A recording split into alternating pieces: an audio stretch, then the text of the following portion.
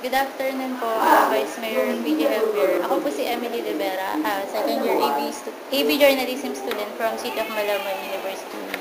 So yung first question ko po, kasi syempre hindi naman lahat ng tao kilala kayo personally. So, sino po ba si Vice Mayor PG Javier? Insider po. Si Vice Mayor, si PJ. Si PJ, tahimik na tao lang yun. Simple lang. Simple lang. Tahimik. Kung tutuusin nga hindi ko masasabing... English or Tagalog ako lang? Okay lang po. Hindi ko masasabing ako yung may tuturing na classical o traditional na taong magiging politiko. Kasi nga, tahimik lang ako. Mas simple lang ako. Hindi ako mahilig sa limelight. Mas gusto kong nagtatrabaho kaysa sa harapan, sa bahay, TV, computer, tumutugtog ng gitara, music, hindi ko yun. So, yun. Kasi, sa mga nakakilala sa akin na lumalaki, ako sa magkakapatid, ako yung nakilalang pinakatahimik na anak ng daddy ko eh. So, marami ka rin na nagulat na ako pang napasok dito. So ano po yung iba nyo pa pong interest bukod po dun sa nabanggit nyo po kanina? Yes, so number one music kasi dati ako nagpapanda. So, music ako niyan. Pag may free time, nanonood ng TV, movies, mga search sa internet, sports. Hindi ko sports. Pag active ako sa, marami akong sports yung last ko, tapos masala ako ng marathon, yung triathlon, yung sunod-sunod na swim bike, at saka dati, nagawa ko rin yun. Pero ngayon, lately, medyo busy. Hindi ko na-asikaso ngayon. Sir, kayo po ba sa sarili nyo, naisip nyo na darating yung time na papasok din po kayo ng politics gaya po ng father nyo? Actually, hindi kami pinalaki sa politika eh. Panahon na mayor ang daddy ko, hindi kami in-expose sa politika. Kaya ang training namin lahat maging professional. Yung kuya ko naging arkitekto, ako naging doktor, sumunod sa akin dentista, tapos yung artist yung gusto kong kapatid. So wala sa plano. Except lang nung bago mamatay ang father ko, ako bantay niya, bigla lang niya nakwentong politika. Sabi lang niya sa akin, magulo ang politika. Kung maiwasan mo, iwasan mo. Pero baka dumating ang araw na dumating ang tawag na kayo magsilbi sa bayan, kung sa tingin niyo makakatulong ka, pumasok ka. Pero pag nagawa mo na lahat ng kaya mong gawin, nabigay mo yung dapat ibigay, lumabas na kayo. Kasi oras na ginawa mong hanap buhay yung politika, dyan ka masisira. Kaya sabi, wag mong gawing hanap buhay na magpasok sa gobyerno. Yan ang sinabi niya. So, nag-pass away siya ng year 2000. Kaya nagulat niya ako na after year 2000, kung kailan wala pa siya, doon dumating yung tawag na ako na hilingan ako na tumakbo. So wala talaga sa plano. Wala. Kung meron man sa amin, ang inaakala na lahat, baka yung kuya ko pa, siya yung mas outgoing, siya yung mas nakikita, ako ay tahimik, kung nasa likod lang, marami din nagulat. Sir, bakit po? Kasi nabasa ko na graduate po kayo ng medicine, tapos nag-physical therapist po kayo. Bakit po, syempre, pumasok na rin po kayo, nakapagtrabaho na kayo.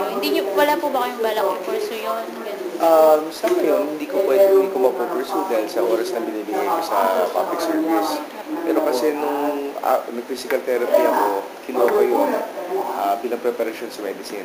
Kasi nung medicine ako, ang options ko nun is dapat either mag-neurosurgery ako, neurosurgery or legal medicine. Ngayon yung neurosurgery kasi kailangan full-time nakababad sa hospital. So, habang nandito ako, hindi ko magagawa yun. Pero yung legal medicine, sinumulan ko. Then nung past years, nag-aaral na ako. Pumasok ko sa law school. So, paggabi, pupasok akong school sa law school. So, pero ngayon, nakalibang ko ngayon. Sa naman po, politics na naman? Sa tingin niyo po ba malaking advantage na galing ka sa isang influential family na galing din sa politics? Oo, hindi ko may kapapagkaila yun. Malaking advantage kasi lalo na nung iba yung makapagmana ka ng pangalan na marangal na maganda. So added advantage yan kasi ako, example nga, nung wala na ang father ko, pero dahil naiwan niya yung maganda yung pangalan, namana ko pa yung pangalan na yun at paglapit ko sa tao na napakilala ko, hindi na naging madali, hindi na naging mahirap ang pagpapakilala dahil nakilala na yung father ko, nakilala na yung pamilya namin. So, malaking bagay yun. Pero sa simula, okay yun. Pero after a while, siyempre pag takbo mo ulit, hindi mo pwedeng habang buhay na pangalan ng tatay mo ang gamit mo. Sisingilin ka rin ng tao ng serbisyo eh. So, sa first step ko, true, very true, kailangan ng mga pangalan. Pero habang tumatagal ka, dapat butayo ko rin sarili mong pangalan dahil hindi pwedeng habang buhay nakasandal ka lang doon. Sisingilin ka ng taong bayan. So, sa tingin ko naman, nakapagtabulit naman tayo kahit pa paano magandang pangalan dahil inabot na natin ang ating third term bilang vice mayor. Sir, sa term niyo po, syempre nakakaranas din po kayo ng mga criticism. So ano po yung mga naririnig yun na masakit sa loob niyo ng mga criticisms and paano niyo po yun na-handle? Hindi ko pinapansin. For as long as alam ko na tama ang ginagawa ko, na meron akong tutulungan, hindi ako nagbababad ng oras sa kritisismo. Tatanda ka lang maaga nun eh. Di ba? Karamihan doon is either mayroon lang personal na interest kung ba't kailangan manira or hindi lang nalalaman yung kabuuan o yung katotohanan. So, yun lang lang. Konstitutional. Basta alam ko yung katotohanan naman dyan, alam ko ang katotohanan, hindi ko pinapansin masyado yung criticism. Nangyayari po ba dito, sir, sa Navotas na merong pinupukol sa yung mga chismis na galing din sa kalaban yung partido? For example, like ngayon, panahon na papasok na tayo sa panahon ng kampanya, papakilala tayo, nag-uulat tayo sa taong bayan, nakakarinig tayo na sinasabi na naninira daw tayo. Pero hindi ako apektado nun kasi alam ko yung katotohanan dahil sabi pang paliwanag ko nga sila, kung meron mang gusto mag-verify na gusto sinasabi namin, lahat ang sinasabi may dokumento, may ebidensya, may ebidensya. May ba siya? So, hindi ko kailangan na patunayan pa na hindi ako kasi nandiyan yung dokumento para paliwanag para sa akin. May isang insidente akong nangyari na kung saan nagkaroon ng kaguluhan sa session, sa session hall. Sinasabi nila hindi naganap na ako daw yung sinungaling na dahil hindi naganap yun, hindi nila magagawa yun. Pero tulad nun, may nakuha na video yung buong pangyayari. So, alam ko yung katotohanan. So, basta alam ko yung katotohanan, alam ng mga taong mahalaga sa akin yung katotohanan, hindi ko masyadong tatanda lang tayo. Bakit? Diba? Hindi worth it. It's not worth na mawalan na mapuyat ka para sa mga taong desidido namang gumawa lang ng intriga. Diba? Pag ganun kasi, pag desidido gumawa ng intriga sa'yo, kahit anong paliwanag mo, hindi mo naman na makukuha yun eh. Kasi diba? Kasi kung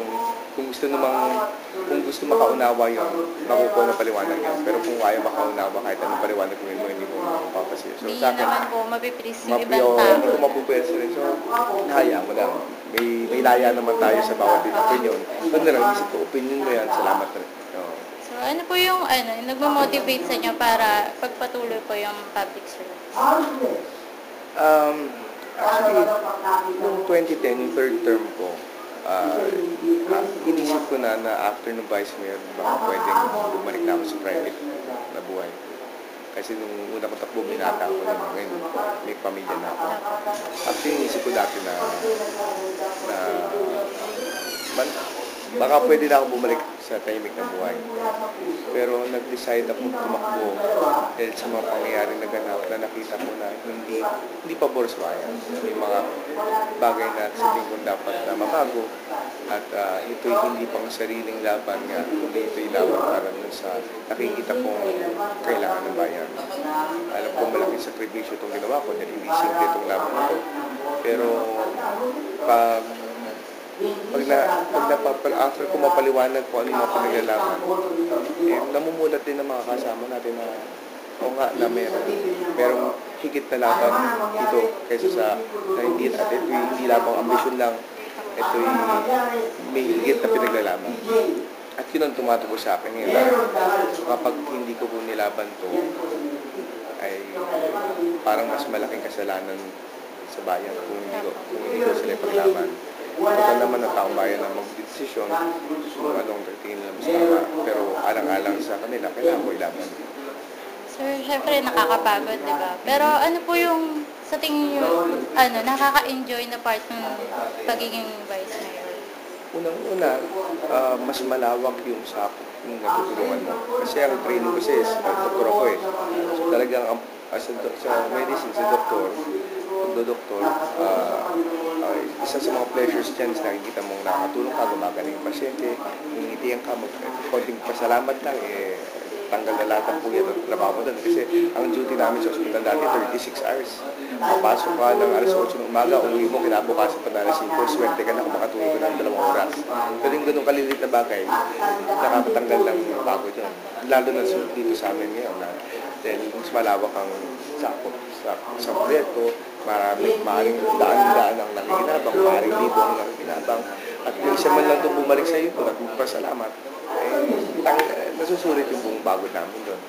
So, yun ang small satisfactions na minsan kasi hindi mo na nakakahanap yung mga tutulungan mo. Pero isang araw, sa lugar na hindi mo naasahan, merong kakalabit sa'yo na, guys, kami yung ganito, natulungan mo. Guys, kami yung dinalaw mo sa loob ng tulungan, binigyan niyo kami ng talk, natulungan mo. Guys, ako yung dating nalulog sa droga, naparihan, dito na po ako nagtrabaho sa hotel. Minsan ganun po, sa restaurant, tapos siya na pala waiter ko. Yun yung satisfaction na yan. Okay, yung, guys, ito yung anak ko, yung sinugod natin sa ospital, malaki na. So, yun yung very, very satisfying na mga moments.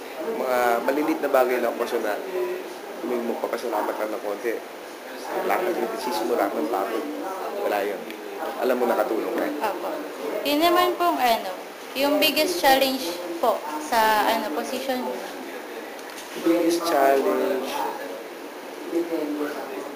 Nung una, ang alam ko biggest challenge ay kung paano ipantay yung expectation ng tao sa Vice Mayor sa actual na trabaho ng Vice Mayor.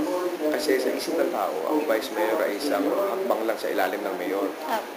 Pero ang katotohanan, sa trabaho, sa proyekto, sa pondo, mas parang konsyal ang Vice Mayor kasi legislative o mambabatas ang Vice Mayor. So yun, kasi kung parang feeling nila ng marami na mas parang mayor. So pag nag-request sa mayor na ganito, yung right first place yung sa mayor, second place kagad sa Vice Mayor. Pero sa katotohanan, sa trabaho at sa kapasidad, mas parang konsyal, mas mababa. So yun yung unang challenge doon. Pero itong lately, mas naging malaking challenge sa akin itong last 3 years. Kasi itong last 3 years, tinanggal ako ng makikikulan, tinanggalan ako ng pondo, zero na pondo, tinanggalan ako ng tao sa opisina. So, itong 3 years ang mas malaking challenge kasi ang challenge sa akin was dapat magpatuloy yung trabaho ko despite lahat ng tinanggal sa akin. Bakit po nangyari yung gano'n? Siguro politika lang may tuturo ko. Diretsa ang usapan. Pagpunta pa ng 2010, ang bansag sa akin, kalabang kagad. And ako daw ang number 1 suspect na lalaban. So, tinanggal kagad yung mga ibang katutulan ko doon, yung mga dating programa, tinanggal. The next, tinanggal yung pondo. The next, tinanggal yung mga tao. And, yun nga, after nga doon ako napaisip na, teka, ito ba ang sistema, ito ba ang pamamaraan na pag-iiwanan ko sa aking bayan na ba't ganito, parang bumabalik tayo sa lumang klase politika. So, yun ang isa sa mga nagsimula na ako mag-isip kung ito nga ba yung tamang panahon na bumalik ako sa private na buhay. Yun, malaking challenge yun kasi naging sariling sikap yung konting taong natira sa akin, dapat po i-train kagad na nabawasan na tayo. Pero hindi ito dahilan para tumigil ang trabaho natin. Katwiran po, ang pangangailangan ng tao, hindi natutulog po. So, hindi pwede mo dala sa tao na pasensya mo, wala kaming tao. So, dapat doble kayod, pagkanda yung sistema pala. Sir, ito, marami kasing nagpapatanong sa akin. Sabi nila, tinatanong nila, ano daw ba yung, what made you decide po para tumakbo na mayor and why do you want it daw po? Okay. Kung sa tanong, why do I want it? Hindi ko siya hinangad ng gawing na kailangan goal ko na maging ngayon. Tulad na sinabi ko, sumitsempo nga ako bumalik sa pribadong buhay. Pero dumating nga tayo sa pagkakataon na meron tayong kasalukuyang sistema na dapat baguhin. At ako ang nalagay sa isang posisyon na nasa akin ang bola kung mahayaan natin magpatuloy na yung sitwasyon yun o babaguhin. So parang calling. Tinawag ulit ako dito eh. Tulad na sinabi ko, unang ginawa, tinanggal mga trabaho ko, tapos tinanggal yung pondo. Inabot ko pang talagang sinugod ako, sinaktan ako sa loob ng sesyon. Pero yung tatlong yan, nanahimik ako doon. Hindi ko sinalibanan doon. Pero dun sa pang-apat after tanggalin yung mga tao, doon ko nakita na, teka, hindi na ito yung maganda. Kasi kung politika lang ito, sana kung ako itong titirahin, ako ang tatamaan laban.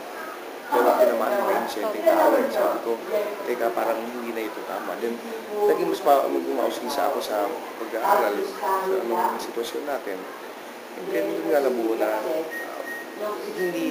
may mga hindi tama na mga ginagawa. Na may mga bagay na pwede pang pagandahin. Kasi tulad ng sinasabi namin, hindi lahat ng maganda sa paningin ay tama. Kasi maaaring mabusog na ang ating paningin sa ganda ng kapaligiran. Pero kung ang sikura naman natin ay kumakalam, tingin ko mas hindi tamang senaryo yun. Kasi kapag gano'n, hindi nararamdaman ng tao ang servisyo, sa tingin ko hindi epektibo ang gobyerno natin pag gano'n. So yun. So, hindi namin sinasabing naghihirap ang ating bayan, pero hindi nila naman nag-uumapaw ang pera natin para iligay kung saan lang gastusin. At yun nga yung pinapaliwanag namin sa pag-ikot ngayon na mga bagay na inuulat namin sa bayan para malaman nila. Eh, syempre, ang desisyon sa taong bayan. Dahil hindi namin sila kaya takutin, hindi namin sila magpupwersa, at lalo hindi namin sila kayang bilhin. So, bibigyan namin informasyon. Palaan si Pan, kasi tingin na lang, ito ba ang mga dapat na pinagagastos sa mga ito ba ang tamang direksyon ng bayan natin? Ay, kung sa tingin nila na may ibang direksyon na dapat natin, yung direksyon namin ang nakikita na lang mas nagugustuhan, nandito kami para sa kanila. Pero yun nga, hindi ko masasabing na hinangad ko, pinangarap ko na kailangan ko maging mayor. Nalagay tayo sa katayuan na ako ang nasa posisyon na magdala ng laban. And ako ang hinaon mo ng pagkakataon na mga sitwasyon, mga taong bayan, para din sa Sir, syempre, kung sakaling manalo kayo, alam naman namin na maganda yung plano nyo para sa mga kapatid nyo. But po, if in case na matalo po kayo, magpapatuloy nyo pa rin po ba yung mga adikain nyo para sa mga? Actually, kahit naman nung wala ako dito, marami naman ako organization na nabibilangan doon. At hindi na siguro mahayaan sa dugo natin yung service kasi yung ultimong profession ko na pagdodoktor ay hindi naman servisyo.